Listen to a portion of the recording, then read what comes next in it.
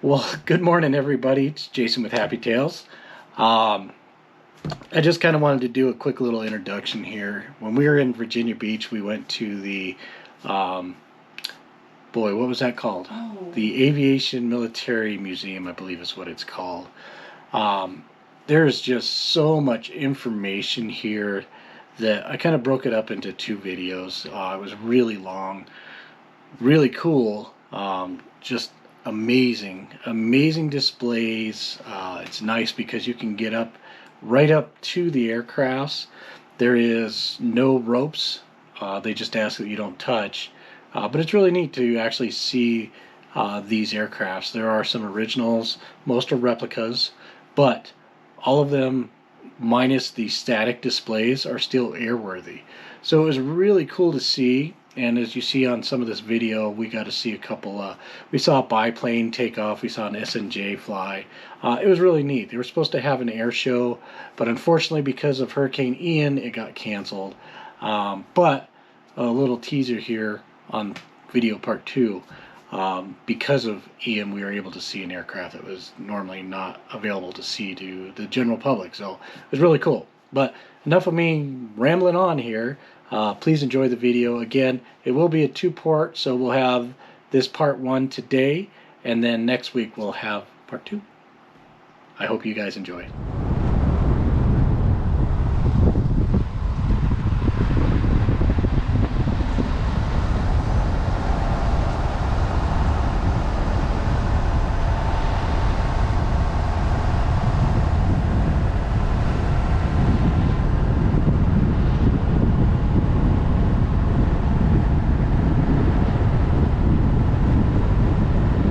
Beth and I decided to come out to the Military Aviation Museum.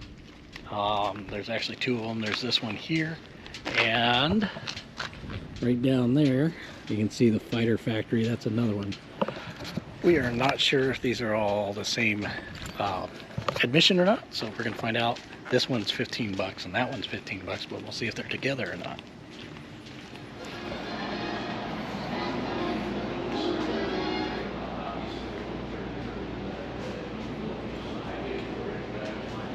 Would you like a copy of your receipt?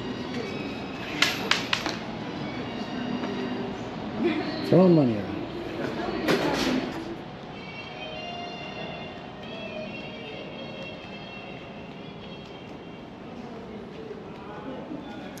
The Wright Flyer.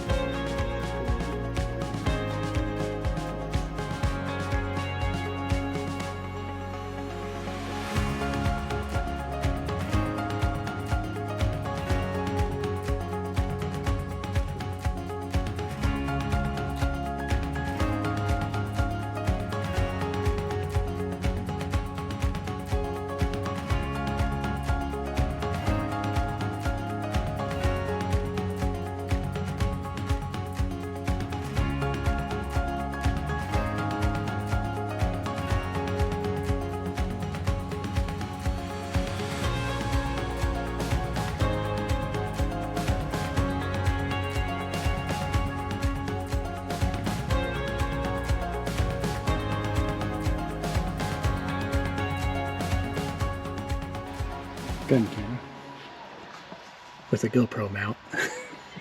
I don't think that was factory. No.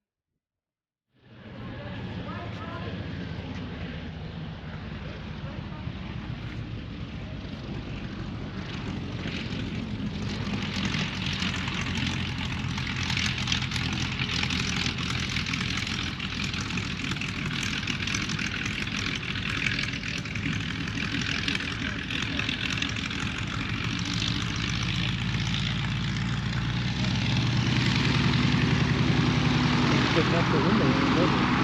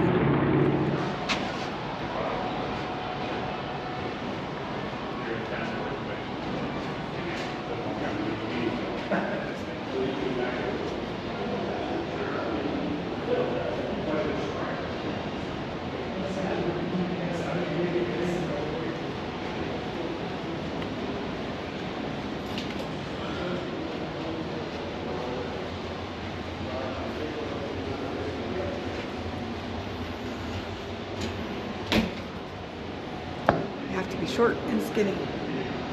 Well, most of the servicemen back then were tiny guys.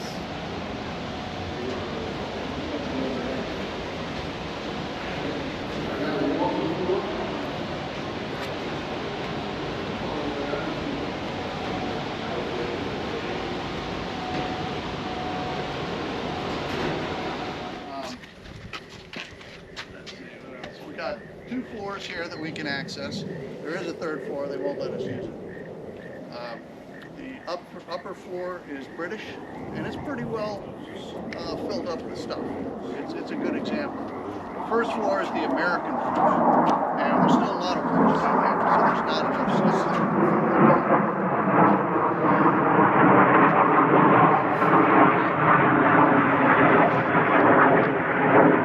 Those are our boys flying out of Ocean, making something I did.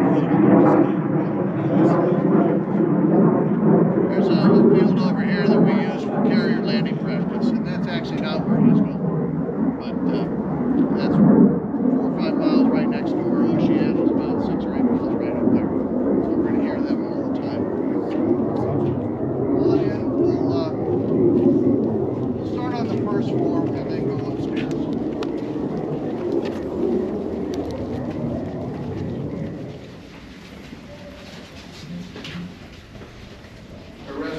Why did you hear? Allegedly, Eisenhower used it. That's usually what Linda tells me. Yeah, I don't know. I think now. Yeah. Why don't you just call me one time? Oh.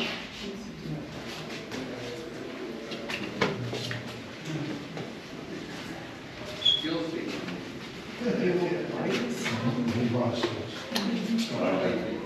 Sure, that was the main way to get around. The American level, and they still need to build this part out. This desk is good. We're going to put some more desks over here on either side. Come on in, everybody come on in. This is what it looked like, the picture in England. So in a little bit of disrepair. But, and if you turn around and look at the walls, you can see they pretty well took it apart and rebuilt it all. There's a certain number of the bricks they couldn't use, and there's a big pile back here that they could not use in rebuilding this. An active airport here. So a lot of equipment was used to direct the aircraft. They used a lot of incendiary devices, and a lot of that was kept in this black cupboard back here. And so that if it caught fire or blew up, it would go outside, not into the building here. Now, what do you mean, what kind of incendiary devices would they be using? Flare guns. You're trying to stay off the radio as much as you can. Right. And we'll see upstairs there are a lot of telephones. There's telephones here. A lot of wires buried in the ground so they could communicate through phone network, wired networks, not over the air. When they brought this thing over here, of course, it doesn't have any windows, so they had to figure out the original windows, and they apparently found the original manufacturer in Great Britain, I believe, and they built all new windows for the place. So these are accurate windows of the time, and of course blackout shades to cover it at night because you didn't want the bad guys to see your lights. What else? Here's a little bit of discussion on the launch office.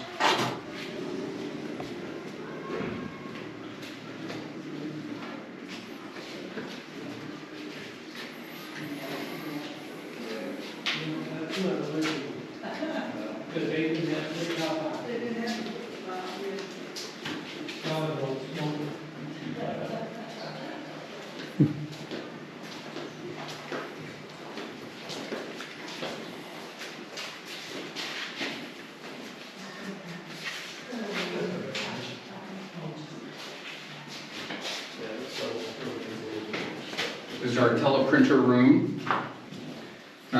When you have 700 bases and you're trying to get weather to all the different bases for mission planning, that was not easy. So you'd have somebody with one of these, whatever weather reports you'd get from over the target or whatever, you'd spread that out and it would be connected with all the other towers. So somebody was very busy on one of these every day, typing out. Remember, this is before satellites, so you couldn't just get the weather from the satellites. You had to kind of get eyewitness reports and send up balloons and figure out what the winds were.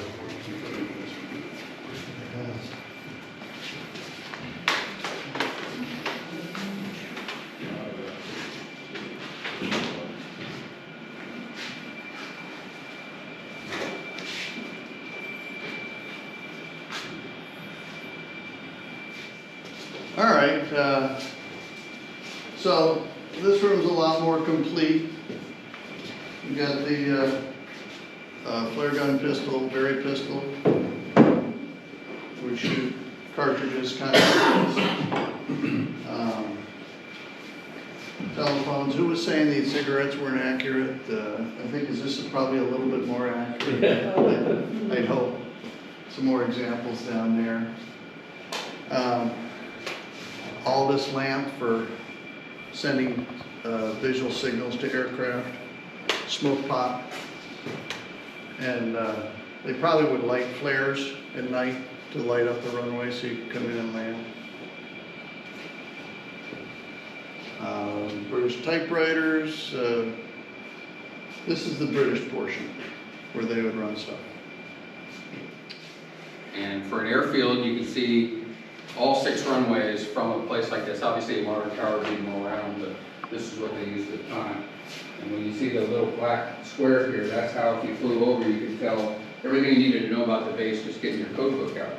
Because you could tell GX was for Goxel, T was for which way the winds were blowing.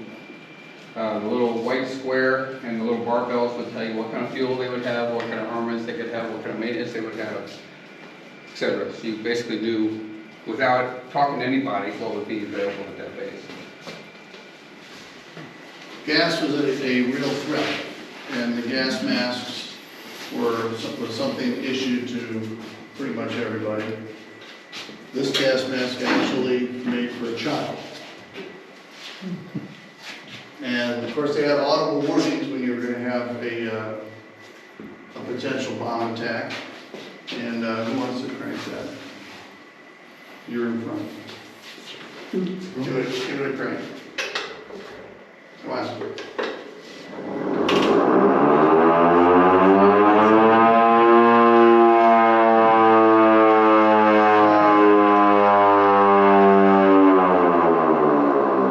You didn't want to hear that, but you probably heard it a lot back in those days. So, potential bomb attack, gas attack. Really didn't want to hear that.